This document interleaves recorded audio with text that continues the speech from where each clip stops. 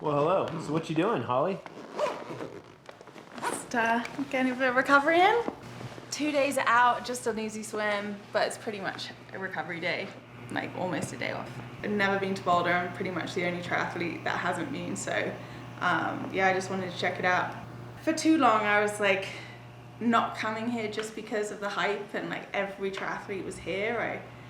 I don't know, I kind of wanted to be the one that hadn't been, but yeah, it's been tough in LA with training partners and stuff, so yeah, I was like glad to come. I've never raced at altitude, so there's a big difference there. A lot of people I know that live here aren't racing because they say how hard it is to race at altitude, so maybe I don't know what I've got myself in for yet, but yeah, just want a good hit out. I haven't got to swim in the reservoir, so that'll be a first on race morning, but apart from that, you know, the bike looks super fast.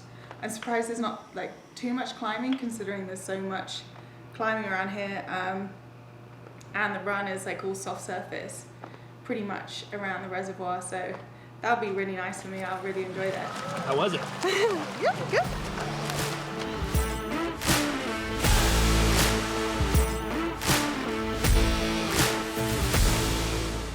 I'm Danielle Lewis. We are here in beautiful Boulder, Colorado, not too far from home, which is in Boise, so it was a direct flight this morning, pretty easy. We're at the Expo getting everything we need for the Boulder 70.3 race, which is on Saturday morning. Oh, I love goodies. Yeah, although I do have a whole lot of bags now. I haven't quite figured out what to do with all of the IRONMAN bags. Yeah, I should do that. All right, we're ready to go. So how's it feel being... Oh wait, there's a beer wristband. I gotta get. You get free beer no matter what. This just makes it so you don't have to. So before or after the race? So it's after the race. Oh, Tighter. tight, please. Yeah, tighter. Yeah. Thank you. Sweet. I'm ready for some beer.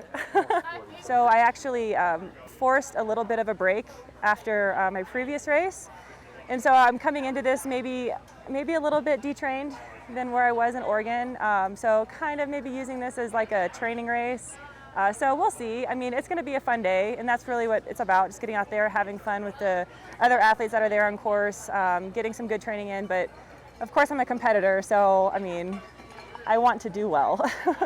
I've done some training in heat, I mean, kind of like the past few weeks, but not for a long period of time. For the altitude, really to have any sort of physiological advantage, you need to arrive at least 3 weeks out from your race or 48 hours to not have any big negative effects. So we just got here this morning, so I'm right at that 48-hour mark. So I'm not gonna let it bother me. I mean, we're all out here racing in it, so it'll be what it'll be. So do you believe you have a fighting chance to take the win here? Well, yeah. I mean, anytime I'm on a start line, I'd like to think to have a fighting chance. So. What's the ballerina? The ballerina one. What's that called? A plie? I don't know what a plie is.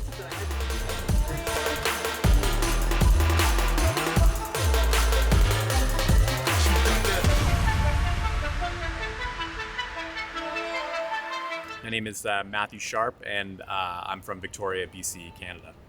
I think I do have a fighting chance, emphasis on the fighting, because it's going to be my first kind of half-distance race. So yeah, it's all new for me, but I just moved here a few months ago, so it kind of feels like it's a little bit of a home race, so I'm excited for that. Yeah, I spent a long time doing short course, ITU, Olympic stuff, and you know, I was able to achieve my dream of competing for Canada at the Olympics in Tokyo last summer, and you know, after that, I was ready to move on to different things, and I haven't really, you know, dabbled in the longer racing, and so especially moving here, it just felt like a natural kind of progression. I'm also kind of back in school now as well, so I don't think I'm probably training as much as I maybe could, but I'm doing a lot of meaningful stuff, and you know, my coach Lance Watson and I are kind of just trying to thread the needle on, you know, all those factors. But I feel ready to race this weekend. I'm super excited to have this opportunity.